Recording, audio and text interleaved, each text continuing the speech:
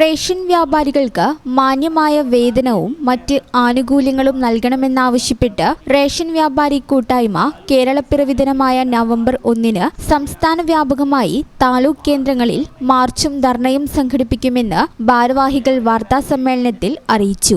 സംസ്ഥാനത്തെ 95 ലക്ഷം കുടുംബങ്ങൾക്ക് റേഷൻ നൽകുന്ന 14,000-ഓളം വരുന്ന റേഷൻ വ്യാപാരികൾ സർവ്വമേഖലകളിലും അവഗണിക്കപ്പെട്ടിരിക്കുകയാണെന്ന് Kerala state retail ration dealers association സംസ്ഥാന വർക്കിംഗ് പ്രസിഡന്റ് കാടാമ്പുഴ മൂസ ഹാജി മലപ്പുറത്ത് വാർത്താസമ്മേളനത്തിൽ അറിയിച്ചു. പൊതുവിതരണ രംഗത്ത് പ്രവർത്തിക്കുന്ന മാവേലി സ്റ്റോറുകളിലെ ജീവനക്കാർക്ക് സർക്കാർ നേരിട്ട് ശമ്പളവും മറ്റ് ആനുകൂല്യവും നൽകുന്നു. സ്റ്റോർ പ്രവർത്തിക്കുന്ന മുറി വാടകയും നൽകുന്നത് സർക്കാർ തന്നെ. എന്നാൽ ഇതേ രംഗത്തുള്ള റേഷൻ കടകൾ നടത്തുന്നവർക്ക് മിനിമം വേതനം നൽകാൻ സർക്കാർ തയ്യാറാവുന്നില്ല. കൂടാതെ കടമുറി വാടക, റൂം അഡ്വാൻസ്, തൊഴിലാളിയുടെ ശമ്പളം, വൈദ്യുതി ബിൽ എന്നിവ നൽകേണ്ടതും റേഷൻ വ്യാപാരിയാണ്. ഒരേ രംഗത്ത് പ്രവർത്തിക്കുന്ന സ്ഥാപനങ്ങളായിട്ടും റേഷൻ കടകളോട് തികഞ്ഞ വിവേചനമാണ് അധികൃതർ കാണിക്കുന്നതെന്ന് മൂസ ഹാജി പറഞ്ഞു. വേതന പാക്കേജ് സംബന്ധിച്ച കമ്മീഷൻ റിപ്പോർട്ട് സർക്കാരിന്റെ ഫയൽ കൂമ്പാരത്തിൽ ഉറങ്ങിക്കിടക്കുകയാണ്. മാസം 45 ക്വിന്റൽ റേഷൻ സാധനങ്ങൾ വിൽപ്പന നടത്തുന്നവർക്ക് മാത്രമേ 18,000 രൂപ വേതനമായി സർക്കാർ നൽകുന്നുള്ളൂ. അതിന് താഴെ വിൽപ്പന നടത്തുന്നവർക്ക്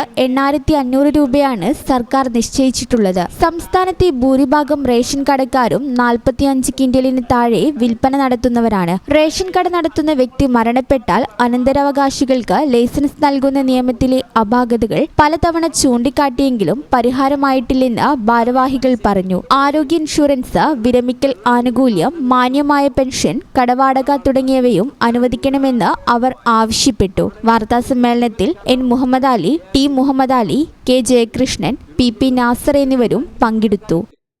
ഈ ചാനൽ ന്യൂസ് മലപ്പുറം. ഞങ്ങളെപ്പറ്റി നിങ്ങൾക്കല്ലേ കൂടുതൽ അറിയുന്നത്? പരിശുദ്ധിയുടെ സുവർണ പാരമ്പര്യം. Hayath golden diamonds, Valanchery.